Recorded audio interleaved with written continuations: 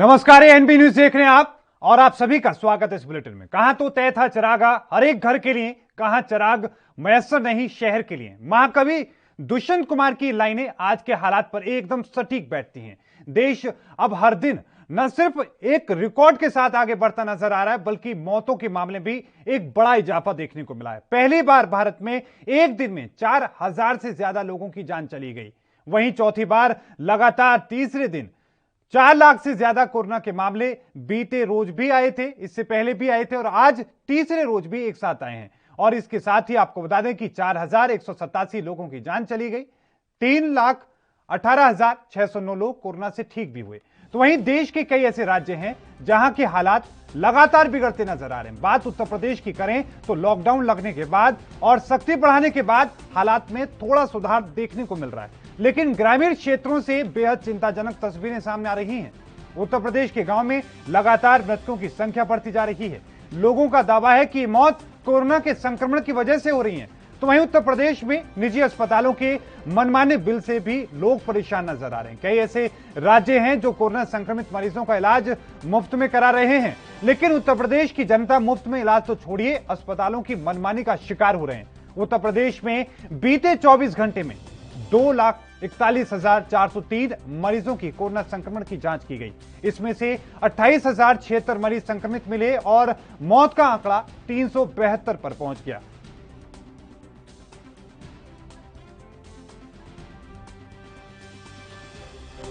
ये मैं बताना चाहूंगा कि ये उत्तर प्रदेश सरकार की माननीय मुख्यमंत्री योगी आदित्यनाथ जी के जो निर्देशन में एक एग्रेसिव नीति जो हम लोग चल रहे हैं, जिसको लेकर के ट्रैक, टेस्ट और ट्रीट, ये इस नीति पे तेजी से काम हो रहा है। और उसी के क्रम में जो दो तरीके पर जैसे काम हो रहा था कि सर्वेलेंस, सबसे पहले सर्वेलेंस हो रही थी, घर घर हमारी टीमें जाकर संक्रमित व्यक्तियों को ढूंढ रही थी, उनसे हर एक से उनका हाल जान रही थी, उनमें जो संक्रमण पाया जाता था उनको टेस्ट करा रही थी। लगभग 16 करोड़ 23 लाख की आबादी तक अब तक हमने कवर किया है पूरे ग्रामीण और नगरीय क्षेत्रों में। उसका रूप अब बढ़ाकर उसको अब हर गांव में जो निगरानी समितियां हैं उनको ये जिम्मेदारी भी दी गई है। इसके साथ साथ वो काम सर्वेलेंस वाला चल रहा है। ये निगरानी समितियां जो हैं ये अब गांव-गांव में जा रही हैं। ये पूरा एक अभियान, महाअभियान पूरे प्रदेश पे चलाया जा रहा है। दिन कार्य कर रहे हैं, कोविड में काम कर रहे हैं, खुद संक्रमित हो रहे हैं। स्थिति यह है कि जिला अस्पताल में कम से कम 60% एम्प्लॉइज आज की तारीख में कोरोना संक्रमित हो रहे हैं। कोरोना संक्रमण से निकलने के बाद, होम आइसोलेशन से निकलने के बाद, क्वारंटाइन अवधि से निकलने के बाद फिर लगातार ड्यूटी कर रहे हैं।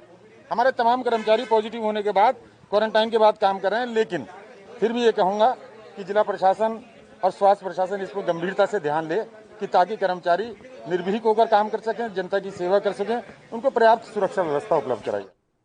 तो देश के इन हालातों को लेकर, उत्तर प्रदेश के इन हालातों को लेकर ही आज हम चर्चा करेंगे। आज की चर्चा में हमारे साथ हिस्सा लेने के लिए प्रदीप भटनागर बीजेपी से हैं। आपका बहुत बहुत स्वागत है सर एएनपी न्यूज पर। संजीव त्रिवेदी हमारे साथ हैं समाजवादी पार्टी से, आपका भी बहुत बहुत स्वागत है सर एएनपी न्यूज पर। भटनागर सर, मैं रुख आपका पहले करना चाहूंगा। स्थिति आप देख रहे हैं उत्तर प्रदेश में लगातार आंकड़े सामने आ रहे हैं, राहत की बात कही जा रही है, लेकिन ग्रामीण क्षेत्रों में चिंताजनक तस्वीरें सामने आ रही हैं। लोग कह रहे हैं कि हर रोज 10-10 लोगों की जान जा रही है। बिल्कुल ऐसी चीजें संज्ञान में आ रही हैं और उस पर ध्यान दिया जा रहा है। और जितने भी जिला अस्पताल हैं सबको पूरी तरीके से तैयार, और गांव में भी आरटीपीसीआर के चालू कर दिए गए हैं। टेस्टिंग सारी आरटीपीसीआर चालू कर दी गई है। साथ में जी संजीव जी का मैं रुख करता हूं। संजीव जी, उत्तर प्रदेश में लगातार आप देख रहे हैं कि किस तरह की तस्वीरें आ रही हैं, किस तरह के हालात वहां पर बने हुए हैं, किस तरह की स्थिति डॉक्टरों को उनको सामना करना पड़ रहा है, ग्रामीण क्षेत्रों में खास तौर से क्या नजर आ रहा है आपको? स्थितियां बहुत विभत्स हैं और बोलने के लिए शब्द नहीं बचा है। तो ये इतनी क्रूर और विभत्स स्थितियां उत्तर प्रदेश में खड़ी हो गई हैं। मैं आपके चैनल का बहुत बहुत धन्यवाद करूंगा कि उसने एक लगातार मुहिम स्टार्ट की है, किस तरीके से जनता जागरूक हो पाए, क्योंकि सरकार को जागरूक करने का कार्य था लेकिन सरकार ने जागरूक किया नहीं। जैसे और बहुत सारे टीवी चैनल्स ने स्टार्ट किया है इसके लिए मैं बहुत बहुत साधुवाद, बहुत बहुत धन्यवाद आपको देता हूँ। ग्रामीण क्षेत्रों में आज जो हालात हैं उनके लिए जिम्मेदार कौन नजर आता है? हर तरफ से सर ये फोन आ रहे हैं, हर तरफ से। उत्तर प्रदेश में चाहे आप बुलंदशहर की बात कर लीजिए, मेरठ मंडल के किसी भी क्षेत्र की आप बात कर लीजिए, या फिर आगरा क्षेत्र में जाकर आप किसी से भी बात कर लीजिए, बुंदेलखंड इलाके में जाकर, ये सब लोग कह रहे हैं कि हर रोज गांव में लोगों की जान जा रही है। पूरे उत्तर प्रदेश में आप गाजियाबाद से लेकर बलिया तक पूरा बुंदेलखंड ले लीजिए, चाहे रोहिलखंड ले लीजिए, कोई भी खंड आप उठा के देख लीजिए, पूरे प्रदेश के अंदर त्राहिमाम मचा हुआ है। और इसके लिए पूरी प्रशासनिक व्यवस्था इसकी जिम्मेदार, सरकार को इसकी जिम्मेदारी लेनी चाहिए। चुनाव सरकार ने कराया जी, सरकार आड़ लेगी चुनाव आयोग की, लेकिन चुनाव कहीं न कहीं ये मान के चलिए कि चुनाव के कारण जितना उत्तर प्रदेश का नुकसान हुआ है जी, उतना ये इतिहास लिखेगा और इतिहास आप देखिएगा कि ये उत्तर प्रदेश का एक बहुत काला अध्याय होगा पूरे कालखंड के लिए। ठीक है प्रदीप भटनागर जी, आपके तो 4 विधायक चले गए, कई नेता चले गए, अब सिर्फ आपके नहीं बाकी संगठनों की हम बात करें तो उनके भी कई बड़े नेता चले गए हैं। कल समाजवादी पार्टी के बड़े नेता चले गए, आपके 4 विधायक चले गए। लोग ये पूछ रहे हैं कि सरकार अब भी आंख क्यों नहीं खोल रही है, क्यों आखिरकार ग्रामीण क्षेत्रों की जनता के साथ बेरुखी भरा ये रवैया अपनाया जा रहा है?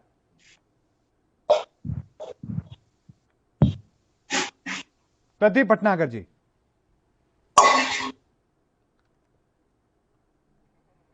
अब प्रदीप जी की आवाज हम तक सही तरीके से नहीं पहुंच पा रही, फिर से संपर्क उनसे साधने की कोशिश करेंगे। संजीव जी, मैं रुख आपका करूंगा, इलाज क्या नजर आ रहा है आपको ग्रामीण क्षेत्रों के माध्यम से? अगर हम समझने की कोशिश करें कि वहां पर किस तरीके से फिलहाल हालात को सुधारा जा सकता है। जो हो गया सो हो गया, ग्रामीण क्षेत्र में आपने पंचायत कराई, आपने लोगों को जानबूझ करके कोरोना के मुंह में डालने की कोशिश की, डल गए लोग, और हर रोज अब दूसरा तीसरा व्यक्ति जो ये कहता है कि उन्हें जुकाम है, उन्हें बुखार है।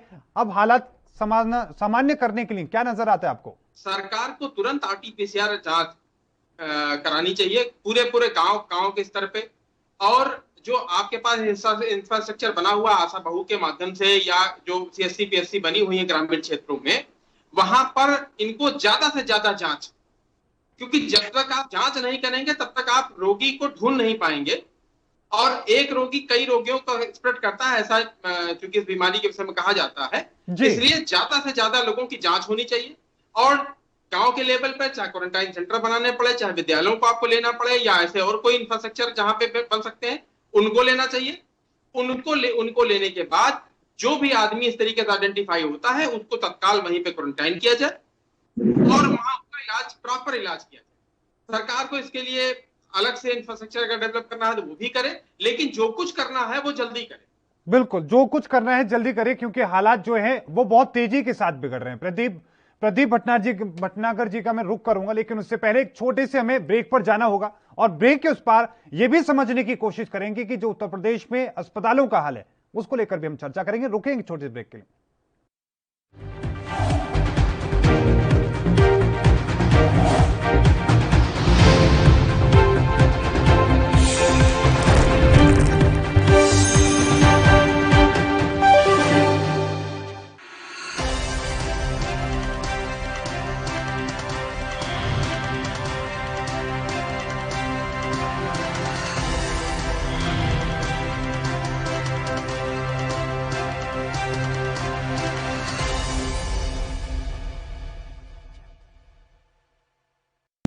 ਜੇਕਰ ਤੁਹਾਨੂੰ ਖੰਗ, ਜ਼ੁਕਾਮ ਜਾਂ ਬੁਖਾਰ ਦੇ ਲੱਛਣ ਨਜ਼ਰ ਆਉਂਦੇ ਨੇ ਤਾਂ ਆਪਣਾ ਕੋਰੋਨਾ ਟੈਸਟ ਜ਼ਰੂਰ ਕਰਵਾਓ ਅਤੇ ਤੁਰੰਤ ਆਪਣਾ ਇਲਾਜ ਕਰਵਾਓ। ਟੀਕਾ ਲਗਾਓ, ਪਰਿਵਾਰ ਬਚਾਓ। ਪੰਜਾਬ ਸਰਕਾਰ ਵੱਲੋਂ ਜਨਹਿਤ ਵਿੱਚ ਜਾਰੀ।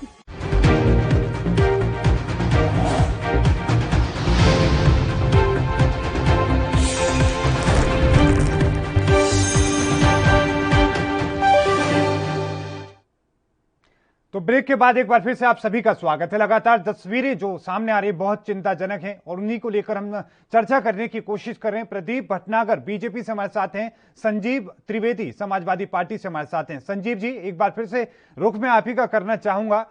जिस तरह की स्थिति आपने ग्रामीण क्षेत्रों की बताई, लेकिन उससे बदतर हालत तो अभी बाकी शहरों की अगर हम तस्वीर देखते हैं तो वहां पर नजर आते हैं। ग्रामीण क्षेत्रों में हालात बिगड़ रहे हैं, लेकिन शहरों में बिगड़ चुके हैं, उन पर आप क्या कहेंगे? आप बात समझिए, क्या ऐसा नहीं कि ग्रामीण क्षेत्रों में बिगड़ रहे हैं, ग्रामीण क्षेत्रों की स्थितियां भी बहुत खराब है जी। पूरे गांव, जहां मैं चूंकि गांव में टहलता रहता हूँ, गांव क्षेत्र में जाता रहता हूँ, पूरे गांव बुखार से पीड़ित है, कोई इलाज नहीं है वहां पर, कोई आरटीपीसीआर जांच या कोई एंटीजन जांच नहीं हो पा रही है, कोई दवाई उपलब्ध नहीं हो पा रही है, कोई प्रॉपर डॉक्टर उनको देखने वाला नहीं है, पूरी तरीके से सरकारी व्यवस्था धड़ाम है। ऐसी स्थिति में सरकार किसी न किसी तरीके से अपनी तत्काल रिस्पॉन्सिबिलिटी ले और जो भी हो सकता है, क्योंकि आप स्पेस कल्पना कर लीजिए कि बहुत स्थिति खराब है। आप बेशक संजीव जी क्या आप कहेंगे कि क्या यहाँ पक्ष और विपक्ष की बात नहीं है प्रदीप जी, ये पक्ष विपक्ष की बात नहीं है, उत्तर प्रदेश को बचाने की बात हो रही है, कोई यहाँ पक्ष और विपक्ष की बात नहीं हो रही है। प्रदीप जी आप ये बात समझ लीजिए, पक्ष विपक्ष की बात नहीं हो रही है, यहाँ प्रदेश को बचाने की बात हो रही है, प्रदेश की जनता को बचाने की बात हो रही है। किसी भी तरीके से प्रदेश की जनता को लाभ मिलना चाहिए, उसके स्वास्थ्य में उसकी वृद्धि होनी चाहिए।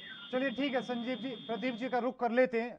प्रदीप भटनागर जी, जिस तरह की स्थिति देख रहे हैं, लोगों की जान जा रही है, आपके 4 विधायक चले गए, कई नेता चले गए आपके, और भी कई दलों के नेता चले गए हैं। बीते रोज भी कई बड़े नाम उत्तर प्रदेश के जो थे राजनीति में, बड़े चेहरे जो थे, कोरोना की वजह से उनका निधन हो गया। सर, कोरोना की वजह से लोग कह रहे हैं कि सरकार क्या अब आंख खोलेगी? आप उम्र फैला रहे हैं, गलत संदेश दे रहे हैं, आपका संदेश ठीक नहीं है जी। दवाई प्रॉपर मिल रही है, जिला अधिकारी पूरा देख रहे हैं, ऑनलाइन पोर्टल बना दिया गया है। किसी भी हॉस्पिटल के अंदर किसी को रेमडेसिविर या कोई इंजेक्शन नहीं मिल रहा है, चाहिए वो ऑनलाइन सरकार के उस पर जाएगा, वो हॉस्पिटल में खुद पहुंचेगा इंजेक्शन। सरकार ने इस चीज की जिम्मेदारी उठा रखी है, पहली चीज। दूसरी चीज बताना चाहूंगा, अगर किसी सज्जन को प्रदेश के अंदर, किसी जिले के अंदर, कस्बे के अंदर ऑक्सीजन चाहिए, जो नगर निगम क्षेत्र है बाकायदा हर वार्ड वाइज ऑक्सीजन का व्यवस्था कर रखी है, टाइमिंग दे रखा है कि सुबह आप आइए 9 बजे से 2 बजे तक ऑक्सीजन मिलेगी, सिलेंडर दे के जाइए, भरा हुआ मिलेगा। मगर आप लोग यहाँ बैठ के विपक्ष का रोल अपनाइए बिल्कुल, और विपक्ष में बोलिए भी, अच्छी बात है, मगर कम से कम प्रदेश की जनता में आप जो भड़काऊ बैठ के भाषण यहाँ दे रहे हैं, ये शोभा नहीं देता है आपको। आपको जनता का साथ देना ये बातें अच्छी हैं, आप कह रहे ठीक है, लेकिन जनता का साथ देना, लेकिन हकीकत से कैसे बचेंगे सर? हकीकत, आप आंकड़ों में ये कहते रहे कि हमने लॉकडाउन लगा दिया, आंकड़े कम हो रहे हैं, लेकिन उन कब्रिस्तानों से कैसे बचेंगे जहां पर 24 घंटे की वेटिंग लगी है? सर प्रदीप जी, 24 घंटे की वेटिंग लगी है मेरठ के अंदर शमशान घाट। बातें पहुंचानी है कि 6 फीट दूर रहे, 2 गज दूर रहे, मास्क लगाएं, अपने घर की साफ सफाई रखें, दूर दराज कहीं ना जाएं, घर से बाहर ना निकले, क्योंकि गांव देहात में लोग खुले घूम रहे थे, कोई कोरोना की परवाह पिछली बार भी नहीं कर रहा था। ठीक है प्रदीप जी, मैं संजीव जी का रुख कर लेता हूं। संजीव जी, हालात आप देख ही रहे हैं किस तरह की स्थिति बन रही है। कल की हम तस्वीरी बात करें, कल आपने देखा किस तरीके से जो बड़े चेहरे थे उत्तर प्रदेश की राजनीति के, उन लोगों का निधन हो गया। बल्कि भाजपा के जो संगठन मंत्री थे, उनकी तस्वीर आपने देखी 2 दिन पहले, किस तरह की स्थिति हुई। उन्हें उत्तर प्रदेश से एम्बुलेंस के जरिए, एयर एम्बुलेंस के जरिए हैदराबाद ले जाया गया, वहां भी उनको बचाया ना जा सका। क्या कहेंगे सर? आम आदमी तो आम आदमी, जो वीवीआईपी लोग हैं, जिनके एक फोन पर जो प्रशासन हिल जाता है, उनकी स्थिति ऐसी है। मैं एक बात कहना चाह रहा हूं कि आम आदमी हो या वीआईपी हो, या समाजवादी पार्टी का नेता हो, या भारतीय जनता पार्टी का नेता हो, या किसी भी दल का नेता हो, मृत्यु किसी भी आदमी की दुखद होती है। और चाहे वो आम जनता हो, चाहे वो गरीब जनता हो, चाहे वो बहुत खास जनता हो, अमीर जनता हो, उससे कोई फर्क नहीं पड़ता है।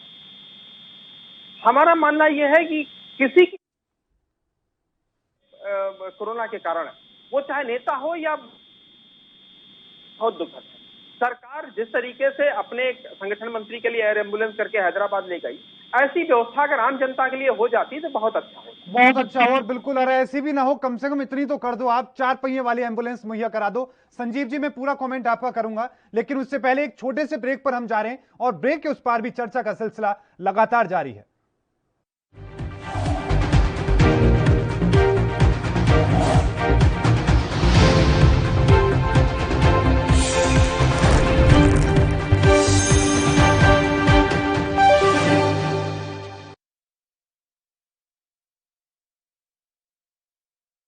गुरु तेग बहादुर सिमरिए।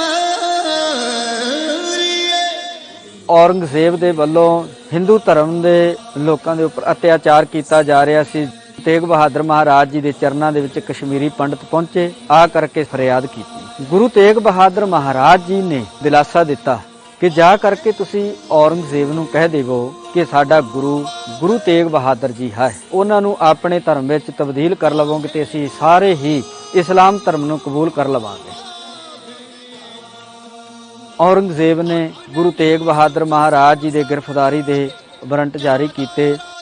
गुरु तेग बहादुर महाराज जी ने हिंदू धर्म की रखिया दे लई दिल्ली चांदनी चौक के अंदर बलिदान दिता। गुरु तेग बहादुर महाराज जी दे बाबत ये कहा जाता, गुरु तेग बहादुर महाराज जी हिंद की चादर ने।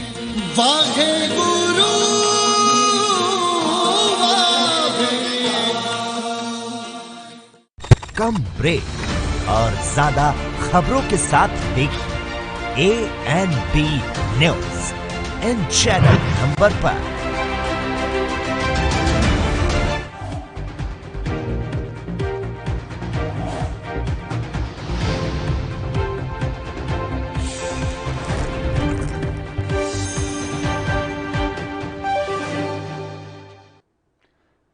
तो ब्रेक के बाद एक बार फिर से आपका स्वागत है। लगातार जो स्थिति है उत्तर प्रदेश के राज्यों की, उत्तर प्रदेश में जिस तरह की स्थिति जिलों की है, उन तमाम चीजों को लेकर हम बातचीत करने की कोशिश कर रहे हैं। प्रदीप भटनागर बीजेपी से, संजीव त्रिवेदी समाजवादी पार्टी से हमारे साथ बने हुए। संजीव जी, मैं आपका कमेंट पूरा करूंगा, लेकिन उससे पहले प्रदीप जी, जो शमशान घाट हैं जहां पर लाइनें लगी हैं, 24-24 घंटे की वेटिंग लिस्ट लगी हुई है, वो झूठ बोल रहे हैं, सरकारें झूठ बोल रही हैं, या वो अधिकारी झूठ बोल रहे हैं जो ये कह रहे हैं कि हम 25 लाख ग्रामीण क्षेत्रों में जाकर उनके टेस्ट कर चुके हैं?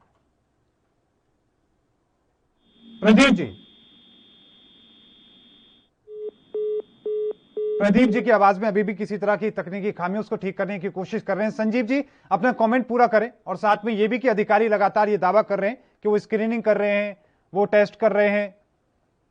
दावा करना ठीक बात है, अपनी दावा जो भी कर रहे हैं इस तरीके से भी कर रहे हैं, लेकिन एक बात आप समझ लीजिए कि जिस तरीके से भी जनता आज त्राहिमाम कर रही है, यहाँ आप पक्ष और विपक्ष की बात नहीं है। मैं समाजवादी पार्टी या भारतीय जनता पार्टी की बात नहीं कर रहा हूं, मैं बात कर रहा हूं कि किसी भी तरीके से उत्तर प्रदेश की जनता, इस बेहाल जनता को बचाने का प्रयास होना चाहिए सरकार के माध्यम से। बिल्कुल, ये चाहे वो आम जनता हो या खास जनता हो, उसका कोई मत महत्व नहीं है।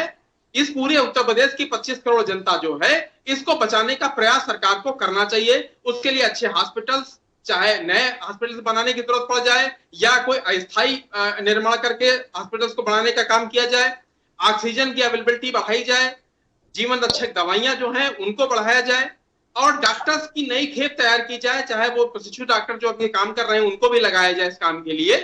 लेकिन जितनी जल्दी हो सकता है उतनी जल्दी इंफ्रास्ट्रक्चर को रेडी किया जाए, क्योंकि अभी चर्चा ये हो रही थी कि तीसरी लहर भी आनी है। बिल्कुल, अगर तीसरी लहर आ गई, अगर तीसरी लहर आती है तो हम दूसरी लहर से भी अपने आप को तैयार नहीं कर पाए हैं, और तीसरी लहर आ गई, उस स्थिति में प्रदेश कहां जाएगा? अब यहां सरकार को खोखली बातें नहीं करनी चाहिए। सरकार को यह नहीं सोचना चाहिए समाजवादी पार्टी ने कहा इसलिए गलती कहेंगे। सरकार को समाजवादी पार्टी या विपक्ष की बातों को मानना चाहिए और ज्यादा से ज्यादा इंफ्रास्ट्रक्चर को रेडी करना चाहिए। गांव के लेवल पर ज्यादा से ज्यादा RT-PCR जांच करनी चाहिए। जो भी दवाइयां, जो भी ऑक्सीजन, जो भी वेंटिलेटर्स, जो भी तरीका हो सकता है वो बढ़ा के ज्यादा से ज्यादा लोगों की जांच करके उनको क्वारंटाइन करना चाहिए, उनको इलाज करना चाहिए। यही एक तरीका है, यही एक तरीका है, इस पर अमल हो जाना चाहिए। प्रदीप जी, विरोध नहीं करना चाहिए, सरकार को विरोध नहीं करना चाहिए कि समाजवादी पार्टी ने कहा गलत ही होगा। चलिए ठीक है, जवाब ले लेते हैं। प्रदीप जी, आवाज मिल रही है आपको? ये बिल्कुल आ रही है। प्रदीप जी, बात ये कही जा रही है कि 4 विधायक चले गए, कई बड़े नेता चले गए, ग्रामीण क्षेत्रों में हाल बेहाल है, शमशान घाटों में वेटिंग लिस्ट लगी है, सरकार फिर भी दावा कर रही है कि ऑल इज वेल है, अधिकारी लगातार दावा कर रहे हैं कि हम 25-25, 27-27 लाख लोगों की टेस्टिंग कर ली है हमने, वो फिर भी कह रहे हैं कि ऑल इज वेल है। झूठ कौन बोल रहा है सर? गलत कौन, गुमराह कौन कर रहा है? नहीं, देखिए ये समय झूठ बोलने का नहीं है। अभी आपने कहा 4 विधायक चले गए, बड़े बड़े दिग्गज लोग चले गए, तो देखिए ये कितनी वैश्विक महामारी, कितनी बड़ी महामारी है कि कोई भी नहीं बच पा रहा। बड़े बड़े हॉस्पिटल में जो अपने का दम भरते थे वेदांता जैसे, वो चौधरी अजीत सिंह जैसे को नहीं बचा पाए। जी जी, देखिए मैं बताऊं, देखिए बहुत बड़ी वैश्विक महामारी है। ठीक है, आप टीका टिप्पणी करिए, विपक्ष में बैठे, बिल्कुल अच्छी बात है। देखिए गांव के अंदर जो चीजें आप बता रहे हैं जो आ चुकी हैं उसको कंट्रोल करना है। देखिए इस समय जिले के अंदर जो बड़े जिले हैं उनके अंदर DRDO हॉस्पिटल बना रहा है। लखनऊ में शुरुआत हो चुकी है 500 हॉस्पिटल की। जितने भी जिला अस्पताल है उसमें विकासीकरण जो था वो भी कुछ कंप्लीट कर लिया, कुछ रहे। हाँ ठीक है, शुरू में कुछ लूज रहा, हम एक्सेप्ट करने में कोई बुराई नहीं है। देखिए डॉक्टर भी इंसान है, 20-20 घंटे 24-24 घंटे 36-36 समस्या तो सारी यही है। मेरा जो चार बड़े नाम मैं गिनाने की कोशिश कर रहा था उनसे सिर्फ यही था कि उन लोगों की जान नहीं बच पाई तो ग्रामीण क्षेत्र जहां पर उनको दवाइयां, जो बेसिक दवाइयां होती हैं वो मुहैया नहीं हो पाती, उनके आसपास हॉस्पिटल बहुत दूर दूर होते हैं, उन तमाम चीजों को लेकर आप बात करें कि DRDO के द्वारा अस्पताल तैयार किया गया। लखनऊ में 500 बेड का बताया गया, पहले कहा गया कि 250 बेड का है और इसको बढ़ा करके 500 बेड का कर दिया। हकीकत सर वहां की यह है कि वहां पर जब भारी संख्या में लोग पहुंचे सिर्फ 10 लोगों को भर्ती किया गया और ये रिकॉर्ड है सर। देखिए बिल्कुल, देखिए ये इतनी बड़ी महामारी है कि आज तक के इतने बड़े जो अपना रिपोर्टर थे सर दराजे भी नहीं रह पाए। देखिए पहले चीज दवाई के विषय में बिल्कुल इतनी चीजें ब्लैकिंग इतना सिस्टम चला कि एक चीज के हद हो गई कि हम लोग जयचंद होके अपने भारत के लिए गद्दारी कर रहे हैं। हम जैसे हिंदुस्तानियों को भारत का दम भरने वाले, भारत माता की जय करने वाले जैसे गद्दारों को इस समय आप किसके लिए कर रहे हैं? हम अगर हम अपने देश के नहीं तो किसके होंगे? इतना ब्लैकिंग चली। देखिए आप दवाइयों को लेके आज हर चीज को बिल्कुल प्रदेश सरकार ने स्थिर कर लिया है। मैं फिर बता रहा हूं कि डीएम, जिले के डीएम की खुद जवाबदेही है और खुद जिले के डीएम, सीएमओ, एसडीएम, जितने भी प्राइवेट हॉस्पिटल नर्सिंग होम है जिन्होंने अंधी मचा रखी थी सब पे लगाम कस दी गई है और बहुतों के खिलाफ FIR भी दर्ज हो चुकी है। कहां किसके FIR दर्ज उनके खिलाफ हुई है जो ये कह रहे हैं कि हमारे पास ऑक्सीजन नहीं है? FIR दर्ज उनके खिलाफ हुई है जो ये कह रहे हैं कि उनके पास बेड नहीं है। और सर बिल्कुल एक रिकॉर्ड मेरे पास है सर, मेरे पास रिकॉर्ड है और कम से कम 25 से 30 लोगों के ऐसे नाम सामने आए हैं। ये तो सिर्फ मेरठ मंडल के क्षेत्र के नाम है, वहां के रिपोर्टर ने हमें भेजे हैं। उन्होंने बताया कि किस तरीके से वहां लोगों को अपनी जमीन बेचनी पड़ रही है अपने इलाज के लिए, उन्हें जमीन बेचनी पड़ रही है, अपने गहने उन्हें बेचने पड़ रहे हैं सिर्फ इसलिए कि उनका इलाज हो जाए। क्यों? वो कोरोना से संक्रमित हैं और दूसरे राज्यों को वो देखते हैं तो वहां पर मुफ्त इलाज चल रहा है। प्रदीप जी के अंदर टोटल कोरोना में जितने भी सरकार के माध्यम से चल रहे हैं तरह के सबका प्राइवेट हॉस्पिटल हो चाहे वो सरकारी हो चाहे 5 स्टार होटल कम हॉस्पिटल हो, सब में सरकार की तरफ से कोरोना का फ्री इलाज है। चाहे वो शारदा यूनिवर्सिटी हॉस्पिटल हो, कैलाश हॉस्पिटल हो, यथार्थ हो, चाहे वो कितने से बड़ा हॉस्पिटल हो, मैक्स भी हो, चाहे उसमें सरकार के पोर्टल में रजिस्ट्रेशन करा के जो भी जा रहा है उसका फ्री इलाज हो रहा है। आपकी जानकारी में दे दूं मैं सर, आपके 14 हॉस्पिटल हैं आपके और उन 14 हॉस्पिटलों में लंबी कतारें लगी हैं, वहां बेड नहीं है। मैं बात उनकी कर रहा हूं जो अभी निजी हॉस्पिटल हैं, जो अभी बिल ले रहे हैं, जो आपके साथ इन पैनल नहीं है, जिनका आपने कोई निर्देश उनको नहीं दे रखा, वो खुले बेलगाम एक सांड की तरह बिल बनाए जा रहे हैं, लोगों के गहने बिकवा रहे हैं, जमीनें बिकवा रहे हैं। जी सर, इसमें कोई दोहराई नहीं है। बिल्कुल नर्सिंग होम इसमें पूरा राक्षस और रावण का रूप अख्तियार कर रखा है जी, इसमें कोई शक की बात नहीं है। इन प्राइवेट हॉस्पिटल वालों ने इतना हाल बेहाल बचा रखा है कि मतलब नहीं है गरीब से, गरीब की गरीबी से। बस उन्होंने अपना हॉस्पिटल पूरा करके भारी भरकम बिल बना के, और ऐसे हॉस्पिटल भी बहुत सारे मैं बता दूं आपको लगाम में आए हैं और बहुतों के खिलाफ FIR भी करी गई है, चाहे वो लखनऊ का हो, गोरखपुर का हो, बलिया का हो, गोंडा का हो, बहराइच का हो, चाहे मिर्जापुर तक का हो। ऐसे कई जगह हैं जहां पे ये चीजें सामने आई हैं और नर्सिंग होम को इसलिए छोड़ रखा है कि केवल हरियाणा की तरह, दिल्ली की तरह, मध्य प्रदेश की तरह या गुजरात जैसे राज्यों की तरह रेट फिक्स क्यों नहीं हो रहे हैं सर? बात ये है, रेट क्यों फिक्स नहीं किए जाते हैं? हरियाणा तो आपका पड़ोसी राज्य है सर, दिल्ली आपका पड़ोसी राज्य है। जी उत्तर प्रदेश के अंदर पहले बिल्कुल आप सही कह रहे हैं कि एम्बुलेंस को लेके बहुत ज्यादा दुविधाएं चल रही थी और बहुत अंदर बचा रखी थी एम्बुलेंस वालों ने। उनका भी भगवान भला नहीं करेगा एम्बुलेंस वालों का। पहली चीज, अब सब चीजें कंट्रोल में ले ली हैं, एम्बुलेंस तक की कंट्रोल रेट लगा दिया गया है, कौन कितने किलोमीटर तक क्या रहेगा, कितने किलोमीटर क्या नहीं रहेगा। हर सरकार, जितनी प्रदेश सरकार है, सबने काम किया, चाहे दिल्ली की हो, चाहे मध्य प्रदेश की हो, चाहे उत्तर प्रदेश की हो। ये चीजें नहीं है, ये चीजें बहुत कालाबाजारी चली और आपके चैनलों के माध्यम से पूरी देश और जनता ने देखा कि हमारे देश के जयचंद एम्बुलेंस को लेकर क्या कमाई कर रहे हैं गरीबों से। हमारे देश के जयचंद जो डॉक्टर बने हुए हैं, जो काम नहीं कर रहे हैं, इतनी मेहनत कर रहे हैं 48 लाख, मगर उनके जो नर्सिंग होम के मालिक हैं उन्होंने किस तरह लूटने में लगे हैं मरीजों को, गरीब मरीजों को, उनको भी देखा है सबने। कह रहे हैं देश के गद्दार कह रहे हैं, कम से कम आप इतना दम तो रख रहे हैं। ऐसे गद्दारों में कई ऐसे नाम भी शामिल हैं। तस्वीर बिहार से सामने आई थी, कितनी भारी संख्या में वहां एम्बुलेंस खड़ी हुई हैं और वहां पर एक बड़े नेता, केंद्र के नेता हैं, वो कहते हैं कि नहीं, इनके पास ड्राइवर नहीं है। बहरहाल संजीव जी, उत्तर प्रदेश पर आते हैं। उत्तर प्रदेश के अस्पतालों की व्यवस्था को लेकर आप क्या कहेंगे सर, और उन हालातों से सुधार कैसे हो, क्या आप सरकार से कहेंगे? किस तरीके से आप देखते हैं खासतौर पर बिल को लेकर, क्योंकि बहुत मुसीबत में लोग हैं, अपनी जमीन बेचने को मजबूर होना पड़ रहा है। जी बिल्कुल, बहुत दुखद हो रहा है, बहुत ही ज्यादा अकल्पनीय है।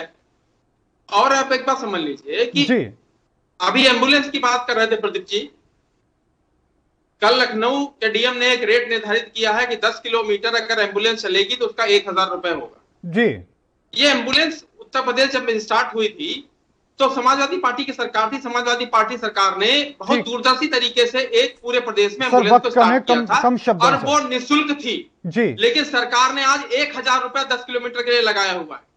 आप बताइए गरीब आदमी से क्या 1000 रुपए? चलिए ठीक है संजीव जी, ठीक है संजीव जी, ठीक है। आखिरी कमेंट सर, संदेश लोगों के लिए, सरकार के लिए आखिरी कमेंट सर, 10 सेकंड आपके पास। कितना ज्यादा अमानवीय है। ठीक है, इसका जवाब सरकार को मुफ्त करना चाहिए एम्बुलेंस को। मैं जवाब ले लूंगा संजीव जी, आखिरी 10 सेकंड आपके पास हैं। आप सरकार से, जनता से क्या अपील करेंगे?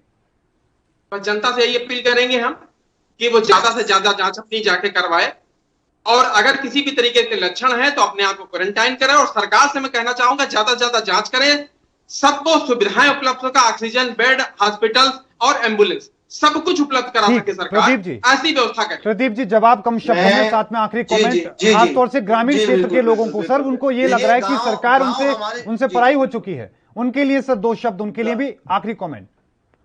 गांव हमारी जड़ है, गांव हमारा दाता है, अन्नदाता है। मैं गांव वासियों से प्रार्थना हाथ जोड़ करूंगा कि अपने घर के अंदर रहें और जितना अपने बच्चों को, अपने घर पर जितने भी महिलाएं हैं उनको सेफ्टी रखने के लिए घर में बंद रहें और दूरी बनाए रखें। सबसे बड़ा यही है। अगर कोई परेशानी है आप ऑनलाइन पोर्टल पे जाके अपने डीएम, जिलाधिकारी, मुख्यमंत्री के उस पे जाके फोन करें। अगर कोई ऑक्सीजन की कोई चीज की प्रॉब्लम है, स्वयं आपको घर पे जाके चीजें मिलेंगी। मगर घर में रहे, ये प्रार्थना करूंगा मैं अपने गांव वासियों से, अपने भाइयों से उत्तर प्रदेश के। ठीक है, बहुत बहुत धन्यवाद आप दोनों मेहमानों का अपना कीमती वक्त साझा करने के लिए। हमें पूरी उम्मीद है कि आप लगातार कोशिश करेंगे लोगों की मदद करने की, बावजूद इसके आपने अपना कीमती वक्त निकाला, उसके लिए धन्यवाद। हालात जैसे भी हैं सुधारने की जरूरत है, मिल करके कैसे भी करके, खासतौर से ग्रामीण क्षेत्रों में बहुत बुरा हाल है। लगातार खबरों के लिए देखते रहे एएनबी न्यूज। मुझे दीजिए इजाजत, धन्यवाद।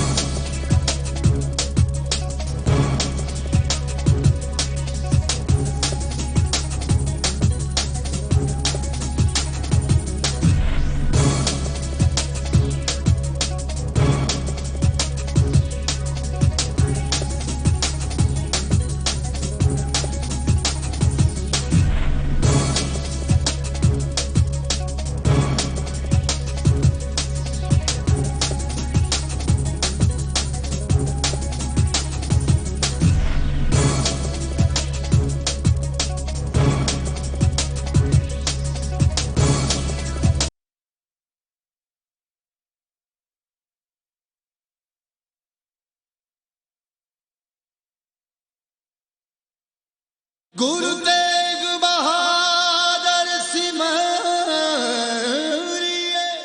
दिल्ली विखे स्थित है 9वें पातशाह श्री गुरु तेग बहादुर साहिब जी दी अडोलता दा प्रतीक गुरुद्वारा सीसगंज साहिब। सतगुरु तेग बहादुर पातशाह महाराज ਨੂੰ ਔਰੰਗਜ਼ੇਬ ਦੇ ਹੁਕਮ ਦੇ ਨਾਲ ਜਲਾਦ ਜਲਾਲੂਦੀਨ ਨੇ ਤਲਵਾਰ ਦਾ ਵਾਰ ਕੀਤਾ ਅਤੇ ਸਤਗੁਰੂ ਪਾਤਸ਼ਾਹ ਮਹਾਰਾਜ ਸ਼ਹੀਦ ਹੋਏ, ਜਿੱਥੇ ਅੱਜ ਕੱਲ੍ਹ ਗੁਰਦੁਆਰਾ ਸ਼ੀਸ਼ਗੰਜ ਸੁਸ਼ੋਭਿਤ ਹੈ। ਸਤਿਗੁਰੂ ਪਾਤਸ਼ਾਹ ਮਹਾਰਾਜ ਦੀ ਪਵਿੱਤਰ ਯਾਦ ਵਿੱਚ ਇਤਿਹਾਸਕ ਸਥਾਨ ਦਿੱਲੀ ਵਿਖੇ ਹੀ ਸਥਿਤ ਹੈ ਗੁਰੂ ਸਾਹਿਬ ਜੀ ਦੇ ਜੀਵਨ ਦੀ ਗਾਥਾ ਬਿਆਨ ਕਰਦਾ ਗੁਰਦੁਆਰਾ ਰਕਾਬਗੰਜ ਸਾਹਿਬ। ਲੱਖੀ ਸਾਹਿਬ ਵਣਜਾਰੇ ਨੇ ਸਤਿਗੁਰੂ ਪਾਤਸ਼ਾਹ ਮਹਾਰਾਜ ਜੀ ਦੇ ਪਵਿੱਤਰ ਧੜ ਨੂੰ ਆਪਣੇ ਘਰ ਜੋ ਅੱਜ ਕੱਲ੍ਹ ਗੁਰਦੁਆਰਾ ਰਕਾਬਗੰਜ ਸਾਹਿਬ ਸੁਸ਼ੋਭਿਤ ਹੈ, ਨਵੇਂ ਪਾਤਸ਼ਾਹ ਮਹਾਰਾਜ ਜੀ ਦਾ ਧੜ ਦਾ ਬੜੇ ਹੀ ਸਨਮਾਨ ਸਤਿਕਾਰ ਦੇ ਨਾਲ ਸੰਸਕਾਰ ਕਰ ਦਿੱਤਾ।